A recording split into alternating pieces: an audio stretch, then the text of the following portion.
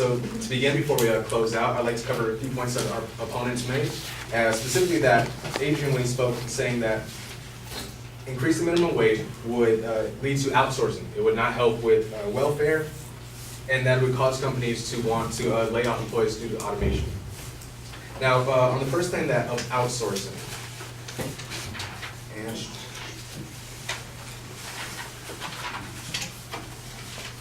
there we go. So on the first thing of outsourcing jobs, in a 2014 study by UC Berkeley,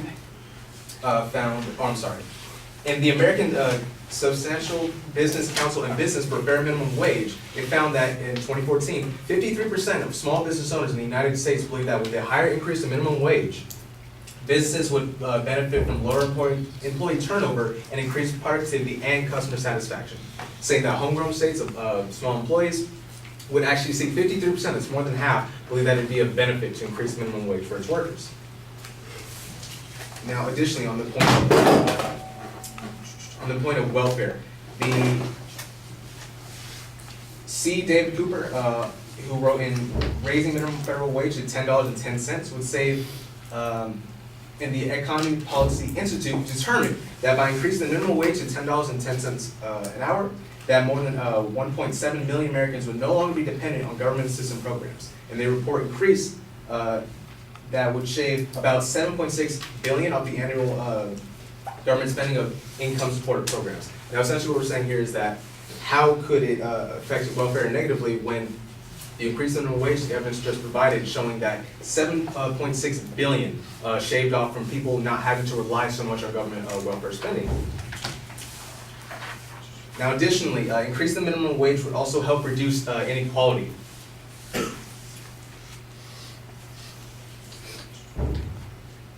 Specifically, a minimum wage increase would help reduce race and gender inequality. Now, David C. Cooper and Douglas Hall, in Raising Minimum Wage to $10 increase in help working families, these are both in the Economic Policy Institute, they determined that despite 47% of the workforce, women make up 63% of the minimum wage workers, and increasing minimum wage would help reduce that. Additionally, African Americans represent 12% of the workforce, and they make up 17.7% of the minimum wage earners.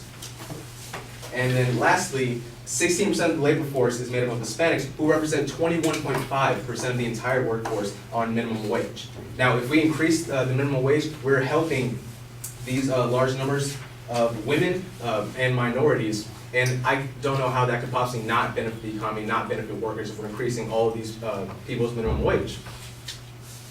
Now,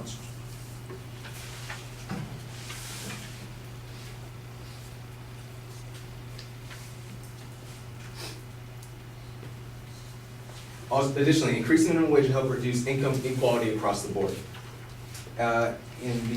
We're among the 35 Organization of Economic Cooperation and Development, or the OECD, as my partner mentioned earlier. The United States is one of the highest levels of income inequality, and we're only beat by Chile, Mexico, and Turkey, and having the highest levels of income inequality. And in 2012, they found that the richest 1% of the entire U.S. population earned 22.83% of the nation's total pre-tax income, resulting in the widest gap between the rich and the poor since the 1920s.